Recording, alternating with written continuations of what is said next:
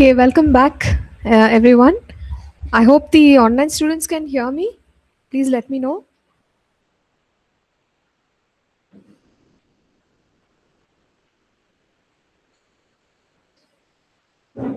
Okay, online students. It's okay. All right. So we were in chapter 2, and I've been sharing some of the key thoughts. But there is more. And as I told you, I will put the extra in the notes and share it with all of us. Let's see how much we can complete, without omitting the truth from these passages. If, let's say, I'm not able to touch till chapter 5, I'll include it in the recording. Okay, so we were talking about how God has chosen us as living stones. So each one of us is what He is building His kingdom with. Okay, so we are the stones in His building. That's how it is. But we also said living stones have to yield willingly. Otherwise, it's very difficult to form the building. And in this building, Christ is the chief cornerstone. So, from verse 6, he describes about how there were people who rejected this cornerstone, and yet God selected the Lord Jesus as the chief cornerstone. And this stone is also a stone of stumbling and a rock of offense. Now we know that in the book of Corinthians, Paul has written that Christ, for the Jews, right? It's very difficult for them to accept Christ. Similarly, to the Greek, for them also it's difficult to accept Christ. So he was rejected by them, but God has made him the chief cornerstone. And also we see that in verse 9, he's reminding us of our position in Christ as believers and believing community. So he tells the people, you are a chosen generation. So for them to hear these words would have been like, in the heat, cold water is being poured on them. So encouraging, right? When they are rejected by the society and being persecuted by Nero, he's telling them, don't be afraid. You are living stones. Even Christ was rejected as a cornerstone, but God has kept him as the center. Now, you are a chosen generation. As God's people, we are chosen generation. No matter how we are feeling in our society, we are chosen generation. He also says, you are a royal priesthood. So we all know that we are kings and priests of God. And so he's reminding them, you are a royal priesthood, you are a holy nation, and his own special people. But what is the purpose of this identity? Proclaim the praises of him who called you out of darkness into his marvelous light. Okay, fine. We have all this identity. We are chosen generation, royal priesthood, holy nation, peculiar people. But we are all this to proclaim his praises. Amen? So we must not forget the purpose. Yes, our identity has changed, but God has a purpose. And that is, we have to open our mouth and declare the praises of our living God. So he's reminding them to be a people who will speak of God's goodness. And he's also telling them in verse 10, he says, before we were not even a people, but now we are people of God. We have obtained mercy. So, what a great work God has done in our lives, that we were not even recognized by, like we were not worth anything, but God has now made us worthy. We are a people because of the mercy of God. And then he continues to, now, after this thought of reminding them that they are being used to build the kingdom of God, he goes into holy living one more time. So from verse 11, he tells the people that as sojourners and pilgrims, abstain. Abstain means what? What does the English word abstain mean? Stay away. Yes, stay away. Stay away from what? Stay away from fleshly lusts. So now he has described our identity, and when it comes to our holy living, he says, if you and I call ourselves a believer, stay away from fleshly lusts. He also will tell us what those fleshly lusts are going to do to us. He says, they war against the soul. So we won't, spend too much time on this, but let us understand that soul is the part where we carry our mind, our will, and our emotions. But if we are a believer who has fleshly lusts also, we are giving place to fleshly lusts, it is going to lead to problems in our mind. So maybe we don't have a focused mind, or we don't have a mind that can grasp, understand. Problems of the mind are caused because we are yielding to fleshly lusts. What about our will? Fleshly lusts will destroy the capacity of the will, where we are not able to make decisions anymore, where, because we are yielding to all kinds of evil things, right? Or our emotions are not healthy anymore, because we have given place to fleshly lusts. So he's telling us, if you want to avoid abnormality or disease of the soul, stay away from fleshly lust, because it is going to war against the soul. We don't want anything to war against the soul, right? We are for the soul as much as we are for the body and the spirit. So why should a believer create trouble for his own soul? But if I don't abstain from fleshly lusts, I'm going to create trouble for my own soul. So he's telling the believers this. And then he tells them that, see, not just here but even later on he will say godly conduct. So it is one thing to say that I am a Christian with my words, but it is better for people to know with my works, right? So good works are important in the life of a believer. When people talk about us, they should not just recognize what we said, but they must recognize what we did, which is aligned to the nature of Christ. So he tells them, let your conduct be honorable among the Gentiles. So, among the unbelievers, they must look at our example and say, oh, such an honorable man, honorable woman. See, so that is the testimony of a true believer. Let your conduct be honorable among the Gentiles. And when they speak against you as evildoers, they may by your good works, which they observe, glorify God in the day of visitation. So even when they want to blame us, they're not able to. Something like Jesus' life. They wanted to crucify him, but even when he was put under trial before Pilate, Pilate says, I can't find anything against this man. And his wife has a dream. He washes his hands and he says, there's actually nothing I can accuse this man of. So they just take that, king of the Jews, and they use that and they crucify him, because the crowds are shouting out, crucify him, crucify him. Pilate doesn't know what else to do. So when you and I are put under trial, not exactly like that, but when people try to find fault, they should not be able to find fault. So we need a conduct which is like that among the Gentiles. So now he is going to uh, explain one aspect of that godly conduct, which is submission. So he is starting with submission to government.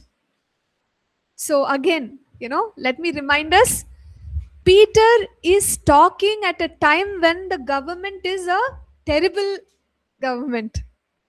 They are killing the believers. At that time, Peter is saying, submit.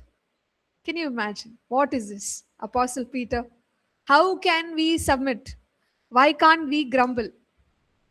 But he's saying, no, submit yourself to every ordinance of man. Why? For the Lord's sake, for God's sake. He'll say the same thing later as well. When he talks about submission to masters, he'll say, for God's sake, submit. Okay, so submit to a every ordinance of man for the Lord's sake, whether to the king as supreme or to governors, as to those who are sent by him for the punishment of evildoers and for the praise of those who do good. So he's saying people who are in any position in the government.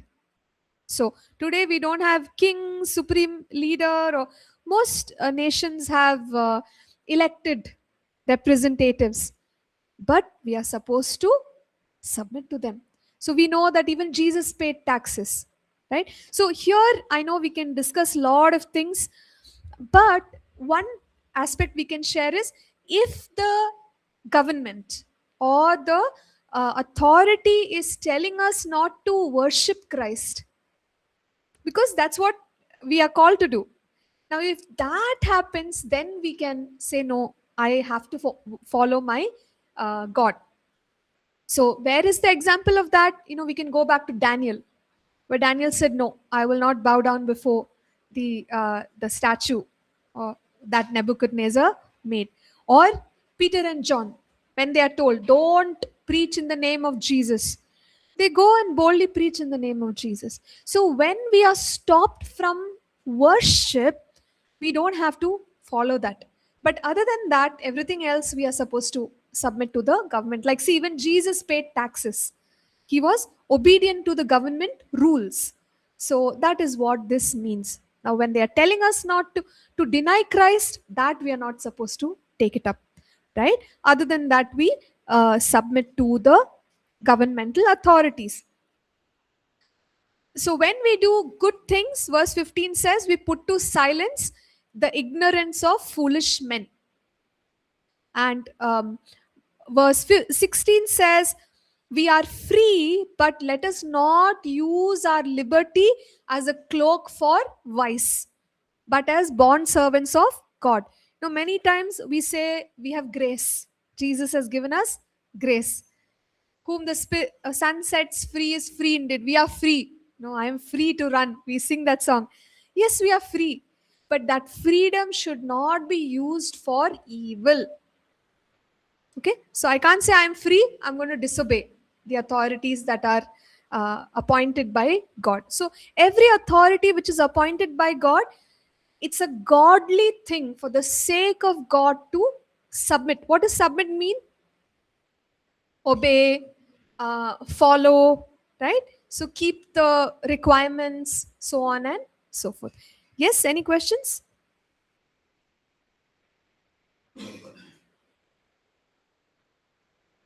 All right, I'll move ahead. Now we have seen about submitting to authority in verse 7. He is saying, honor which people? Only believers? All people. Love the brotherhood. Brother is thing about believers. Honor all people. Love the believers. Fear God. Honor the king. Honor the king meaning governmental authorities. Okay, now we got that. Now he's moving on to submission to masters. So in our world today, we don't have slavery and masters in this kind of understanding, but we have more of employer, employee, superior, subordinate, team leader, team. That arrangement exists. So we will apply this to the current scenario. So let's see what he says. He says, servants. We can even say that as employees. Be submissive to your masters, to your employers. So when whoever is employing us, we need to honor them. We need to obey. We need to do the work which we have been assigned. It is in the word of God. So we have to be submissive. And that's what Peter is writing. And he says, uh, with all fear, meaning obey them with godly fear. Okay, so we'll read further. And then he says, not just to the good and gentle, but also to the harsh. You know, sometimes what happens? We get good bosses, we may even get a harsh boss. Can't help it. So then, when I have a harsh boss, am I supposed to defy the rules and create trouble for that boss? According to the Bible, no. Whether the employer is good or harsh, be submissive. It's very hard, right? But Peter is saying, be submissive uh, with all fear. Now, let's not stop there. We'll continue. And wait, let me touch on.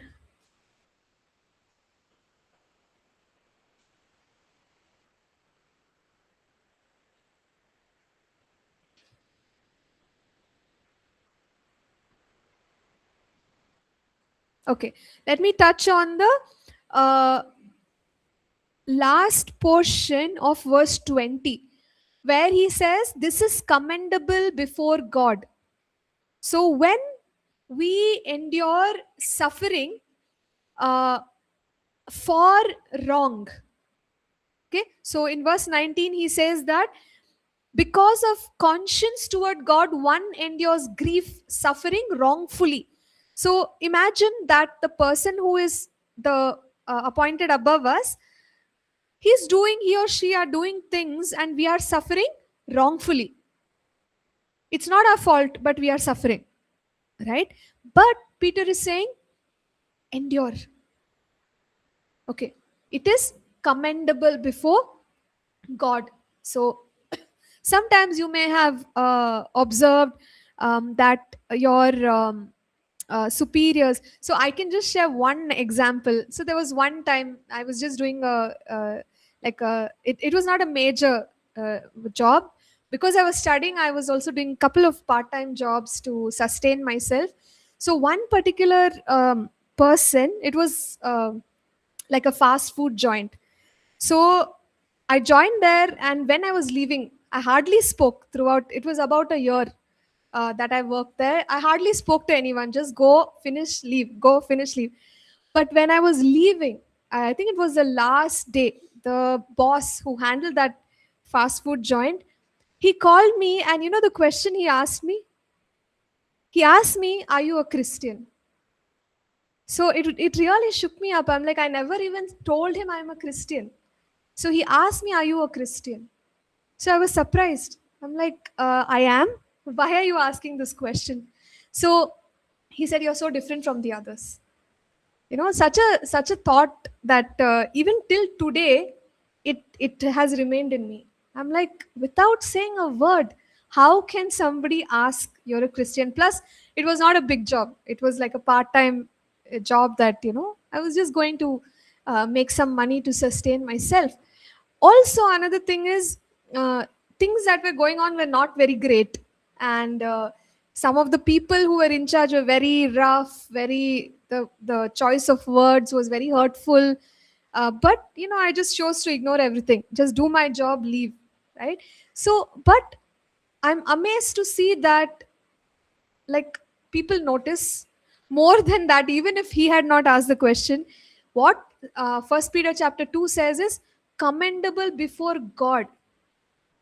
So that is what we want, right? So God is the one who says, good, you're suffering wrongfully for the good that you're doing, for the sake of God, which is commendable. Sometimes people can be good, sometimes they can be harsh, but we have to be submissive. And then he goes on, verse 21, he says, Christ also suffered as an example for us. Follow in his footsteps. So, see, none of us is the biggest example. We have the greatest example. Who is that? Jesus Christ. He suffered wrongfully. Verse 22 says, who committed no sin, nor was deceit found in his mouth, but he suffered. And verse 23 says, how did he suffer? The way he suffered, he did not threaten, committed himself to him who judges righteously. So Jesus trusted in God and went through the trial, right? And so God blessed him. And because of what Jesus has done, verse 24 says that he bore our sins that we might live for righteousness. Very powerful passage there. So, how can you and I even claim to have a righteous life or want to live a righteous life? Because Christ died for our sins. Amen. Isaiah 53. He carried our sins. So I can live for righteousness. And he also says, by the stripes of Jesus, we were healed. Another important part to note here is he's saying healing in the past tense. By the stripes of Jesus, we were, not even we were healed. That means when Jesus died on the cross for us, our sins were forgiven, our sicknesses were healed. And we can actually claim it into our lives. And if Jesus had not done it, where would we be? But he suffered wrongfully because he trusted in God. So he's using that example to tell us that sometimes we may have to suffer wrongfully, but do it. God will, uh, uh, commend us. And ultimately, God is the judge. Everything is going to be judged by God, and He will judge us and rescue us. Now, verse 25, He tells the people, see, Jesus died for us. We were like sheep, we were going astray. But now we have returned to the shepherd and overseer of our souls. Who is that? Jesus Christ, because of what he has done for us as an example. Okay, so moving on now, he was talking about holy living, submission.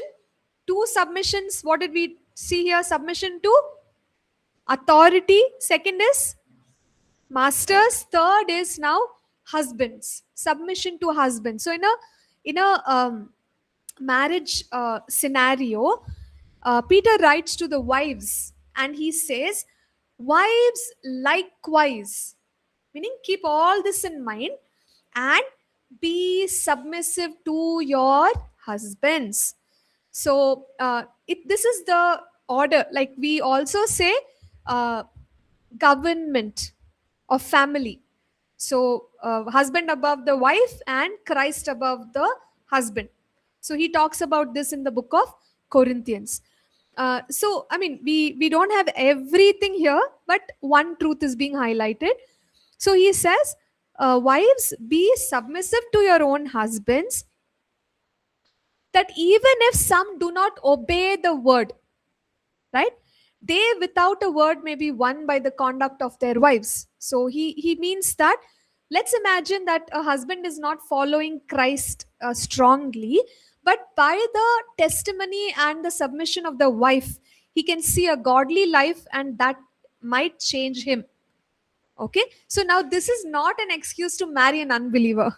We start with that. So it's not about marrying an unbeliever and then winning them to Christ.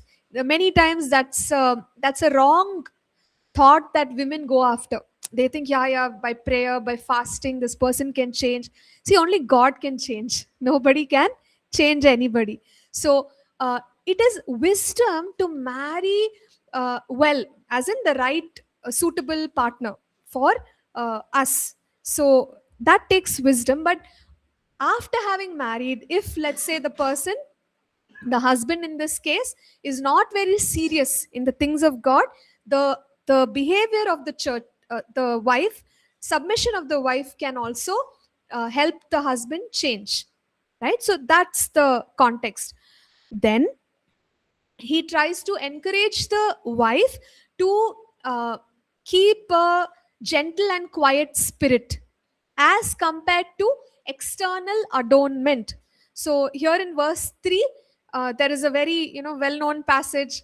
which a lot of churches take up, and it says, "Do not let your adornment." Adornment means, like, like appearance, how women want to have a better appearance with the clothes and the hair and all of that. So he says, don't let that adornment merely be outward.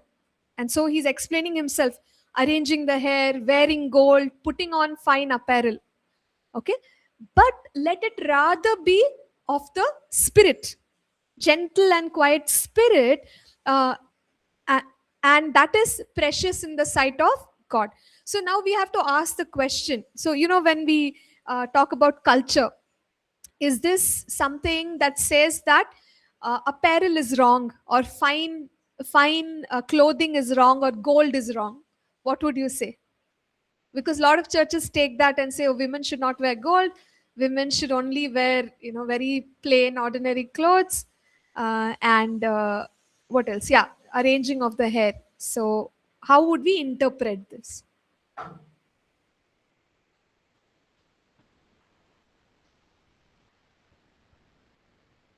So should it be interpreted as, okay, those things should not be done, or is he making a comparison that the beauty of the spirit is more valuable in the sight of God as compared to the external? So which is the correct thing? Comparison, yes. So we will say that it is comparison, because he's also referring here to Sarah in verse 6.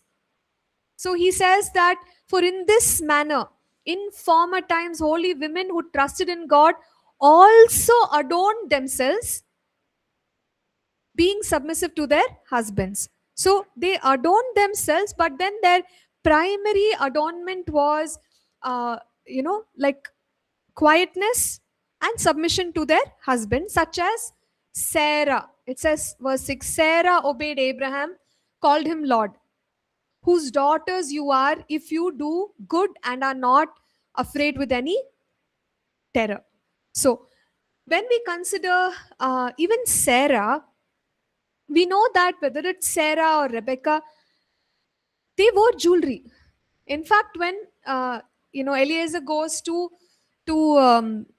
bring Rebecca for Isaac, they give jewelry.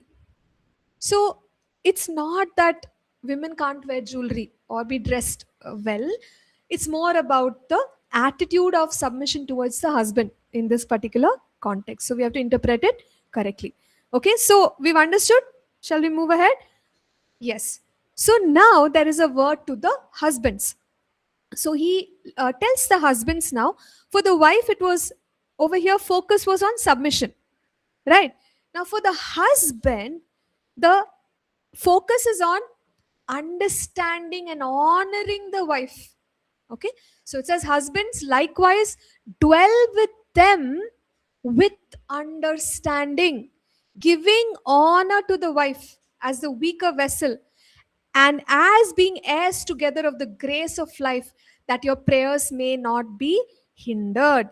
So as we can notice, just a moment. So there is a parallel scripture in Proverbs 24 and verse 3, which says that a house is built by wisdom and established by understanding. So these are the pillars of a family. So when people get married, very important aspects are, uh, one is wisdom, understanding. If there's no wisdom, if there's no understanding, forget about the family being built up. And the person to lead that is obviously the husband. It says here, husbands likewise live with your wives with understanding. If understanding is lacking, the home cannot be built.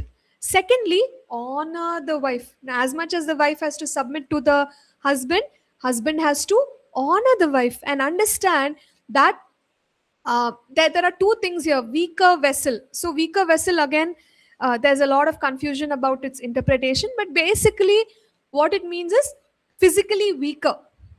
Okay, in some aspects. But more importantly here, he also says, being heirs together of the grace of God. Meaning, When it comes to the grace of God, both man and woman are equal recipients. God has not given more grace to the man and less grace to the woman. We are heirs together of the grace of God.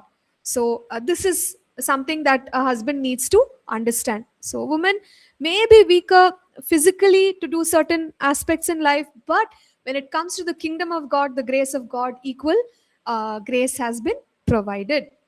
So we have seen 3 submissions. So now we have covered submission to the husband. So we'll go ahead. We'll move on. Now he's kind of talking a little bit about how to be in a community and how one must suffer for wrong the way Christ suffered for us. So I'll touch on key verses and move ahead. So from verse 8, he tells the believers, all of you be of one mind. Okay, one mind is nothing but oneness of like understanding, thinking, and doing things in God's house. So that is so powerful if we can be of oneness in our thinking. So any team that thinks together will achieve great things. So that's how we must be as believers. And he says, having compassion for one another, love as brothers, tender hearted, courteous, not returning evil for evil or reviling for reviling, opposite, bless others. So don't do evil, but do good. Even if somebody has done evil to us, what are we supposed to do? Do good, right? Do good to them. And then he, from verse 10 to 12, basically he says, if anyone wants to see good days, then let evil not come out of his mouth. So if we speak godly words, we will see blessing. But when we speak evil, if evil comes out of our mouth, it will affect our very life. And we know other passages, so we won't get into even James 3. He said about the tongue, right? So we need to tame the tongue and speak words of life. And from verse 13, he talks about suffering for doing the right thing. So he says something like, uh, verse 14, but even if you should suffer for righteousness' sake, you are blessed. Okay, and later on you will see he'll say that how is it helpful if we suffer as evildoers, if we suffer as a murderer? There's no point. But if we suffer for righteousness' sake, then who are we? We are blessed. Sometimes even in persecution, we do the right thing and we suffer. At that time, we have to remember, I am blessed. Amen? That's what the Bible says. If you're doing the right thing and you're suffering, you are blessed. God is keeping a note of these things. And it's very hard to undergo persecution, but God gives the grace. And we need to carry the example of Jesus in our hearts. That from verse 18, he says, for Christ also suffered once for sins, the just for the unjust, that he might bring us to God, being put to death in the flesh, but made alive by the Spirit of God. So Jesus also suffered even though he was righteous. And we can see here, he is the just who suffered for the unjust. Now, if we go back to the book of Romans, we read, while we were still sinners, Romans 5:8, Christ died for us. Right? So he was just, but he gave himself for the unjust. So let us learn from Christ. If we suffer for the sake of righteousness, we are blessed. Okay. And now, verse 19 onwards, something very different is being spoken of. I'll touch on it. We are going to revisit this again in one of the other books that we will see. So now he is saying he went and preached to the spirits in prison. Who are these spirits? Jesus died for us. He went and preached to the spirits in prison. So who are the spirits? It's after he died for 3 days, he went Yes. abyss and he preached to them.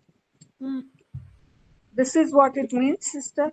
correct. Yes, Sister Gertrude. So when we see spirits here, it refers to angels who are imprisoned. These angels are most likely connected to Noah's times. You remember in Genesis chapter 6, we read about the sons of God who married the daughters of men, and God has imprisoned them.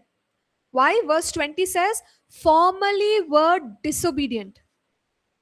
Okay, so they were disobedient, therefore, God has punished them and God has imprisoned them. So there is a place where they are held up. Okay, and they will be judged during the time of the final judgment. Uh, so uh, it's just that we have to note that there are angels who are imprisoned. And then he talks about Noah's times, and he says that in the time of Noah, there was an ark which was prepared, and 8 souls were saved through water. Okay, what who are the 8 souls? Of course, Noah and his family, and they were saved through water. But in the Bible itself, there is a presenting of the antitype. Do you remember? In hermeneutics, we said type and antitype. So, Old Testament may carry types, prefigures, shadows, and we see fulfillment in the New Testament, which is called as antitype or figure and fulfillment. So, this 8 people by through the saved through the water, in verse 21 it says antitype which now saves us, baptism. So Bible has to see, type and antitype has to be found in the Bible itself, so we can't make it up. Bible is saying the water that saved the 8 people at the time of Noah is an antitype, which is nothing but baptism, and baptism saves us, right? Okay.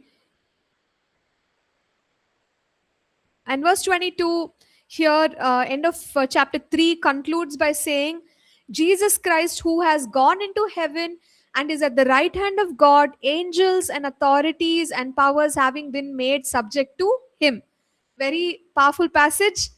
Jesus is at the right hand, which is a position of authority, and authority over uh, angels, every demonic principality, power, spirits of wickedness in the heavenly places, and all of them have been made subject, meaning he is above all of these things. So we can also take this passage for our spiritual warfare and say that Christ has conquered, Christ has subdued, and so you and I can walk in authority. So now we go ahead to chapter 4, where once more he is encouraging us to follow the example of our Lord Jesus. So again he says, Christ suffered for us in the flesh. So he's talking to a persecuted people, isn't it? So he's talking about suffering, and he's telling the people, he who has suffered in the flesh has ceased from sin. So basically, something like what James said, let patience do its full work in you. So when you and I suffer, uh, let's say our body is suffering, right? I'm not saying again that we should go after the suffering, but if it happens, it gives us like a more control, you can say, that we come out stronger when our when physically we are facing suffering. Somehow that is the case. Whoever has been through a rough time and has overcome many things, you'll see that their character has become strong now, and they're able to deal, they're able to tackle stresses much better. So something along those lines, where he says that if somebody has suffered in the flesh, he has ceased from sin, like they have the capacity to overcome, and they will no longer yield to the lusts of men, but live for the will of God. Okay, and then he says in verse 3, in our past life, we have lived like the Gentiles, we have yielded to, lusts, lewdness, drinking, abominable idolatries, and, all kinds of evil. But for this kind of living, one has to give an account to God, right? But basically, the point is that let's not live like that anymore because we are in Christ. So now, verse 7 onwards, he is going to tell us how shall we then live. If we should not live an evil life yielded to fleshly desires, how can we live? So, verse 7, very powerful. He says, but the end of all things is at hand. Therefore, meaning, as we are drawing closer and closer to the end times, there is a right way of living life. And in that, he is adding first one. He says, be serious and watchful in your prayers. So, how should I live in the end times? Number one, prayer. And we know that prayer is alertness. When we read about things like he has placed watchmen on the walls, Isaiah 62. Watchmen means what? People who are alert. They are seeing to make sure that there are no intruders. In the same way, people who have a strong prayer life are watchful people. They'll catch the thief quickly, right? They'll stop the thief quickly. So be watchful in prayer. So in the end times, we need a strong prayer life. Don't be fleshly, but be strong in prayer. Be serious and watchful in prayer. And then he says, love one another. That's another important thing. um, Verse 9, he says, be hospitable without grumbling, meaning take care of people without grumbling. Verse 10, he says, minister to one another with the gift that God has given us as stewards of the manifold grace of God. That means be active in using your gift. So we can't be, quiet, sitting back, but we are serving the Lord. God has given me grace to teach, I'll be teaching. Lead worship, lead worship. Do the needful according to the grace that God has given. So be prayerful, be loving, be hospitable, be active, serving the Lord. Don't relax yet. So in the last days, this is how we are supposed to live. And he says, if anyone is called to speak, let him speak as the oracles of God. Oracles of God is like, as if the words are coming from the mouth of God. We need to speak like that with authority, with accuracy, and connectedness to the Spirit of God. Anyone who ministers with the ability that God supplies, so that in all things Jesus be glorified. To him be the glory and the dominion forever, is what he says. And once again, from verse 12 to verse 19, he's reminding us that Jesus has suffered. So, verse 12, he says, when you are going through suffering, don't be surprised, as if something strange has happened to us, because even Christ suffered like this. Okay, so in verse 13, he says, but rejoice to the extent that you partake of Christ's suffering, that when his glory is revealed, you may also be glad with exceeding joy.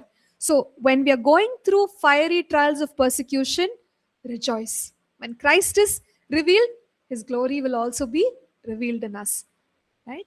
And then he says, if you are reproached, verse 14, for the name of Christ, blessed are you, for the Spirit of glory and of God rests upon you.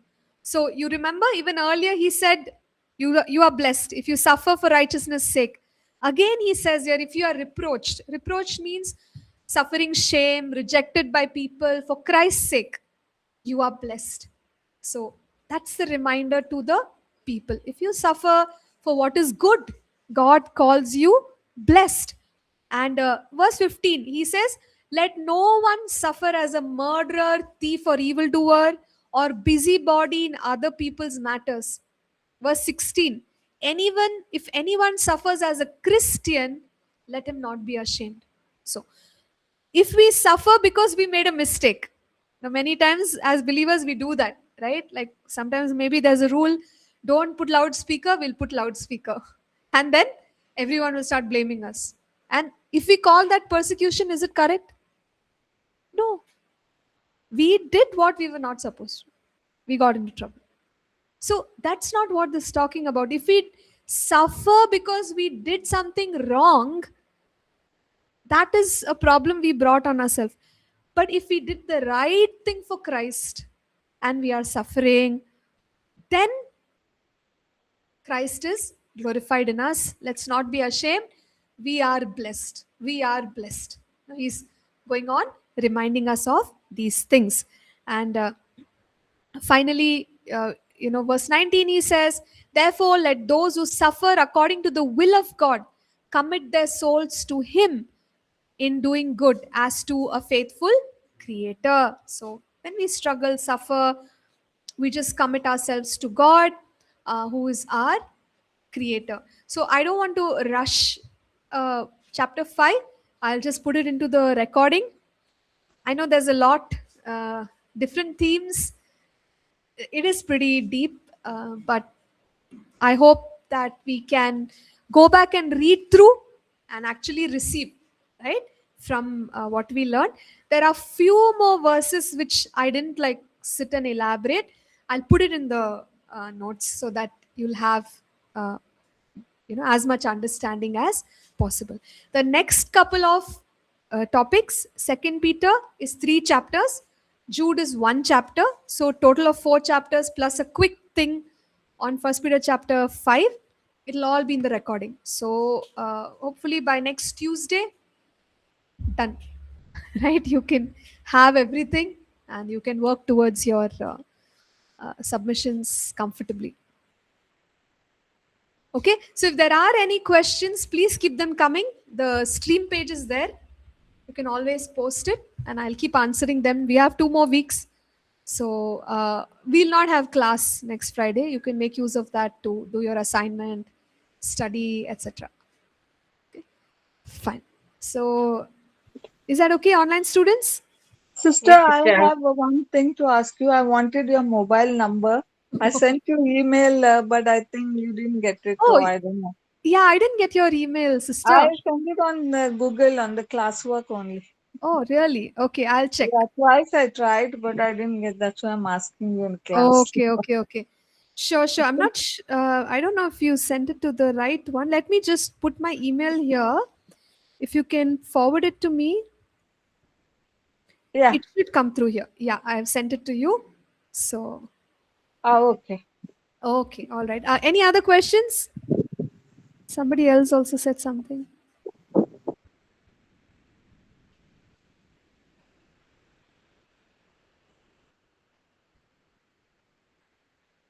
Okay. Yeah. Thank you, everyone. We still have time for discussion. So I'm not going anywhere. I'm here only for 2 weeks. So you can contact me. Yeah. Thank you, sister. Yes. Thank you. Thank you. Thank you.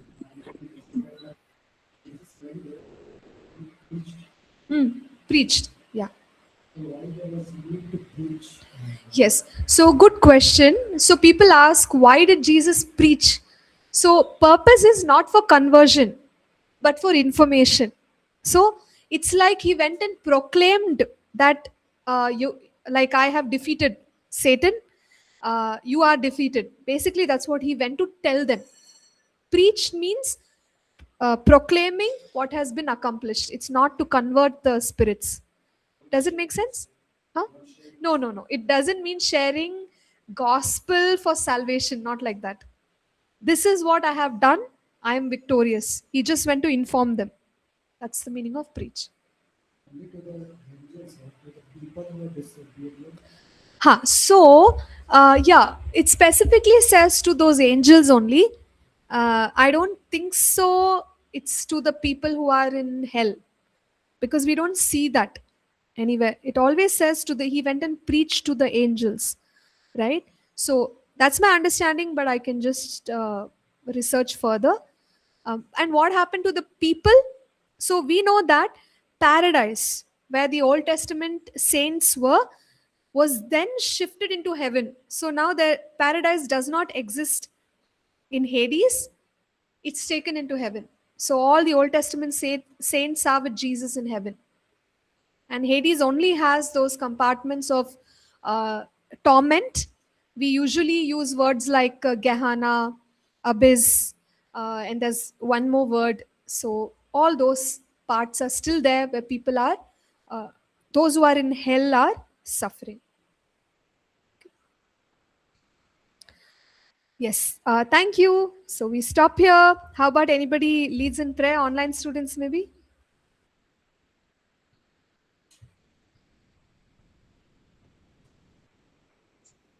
Heavenly Father, we thank you, Lord, for this time that we have learned First Peter. Yes, my Master, for all that you have revealed to us, my Master.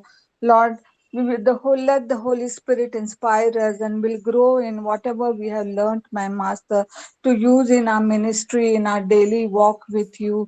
I pray for all the students, my Master, that they will do well in the examination, my Master, from whatever we have learned and we have taught and revealed your word to us, my Master. Also bless Sister Nancy for all that she has done for us, taught us with all her ability, Lord. Bless her in good health. In the mighty name of Jesus, I pray. Amen. Amen. Amen. Thank you, sister. Thank you, everyone. Thank you, God sister. bless you. And I'm not going anywhere. I'm here only. So please don't worry. And we'll be in touch. Yeah. God bless Thank you. you. Thank you. Thank you so much.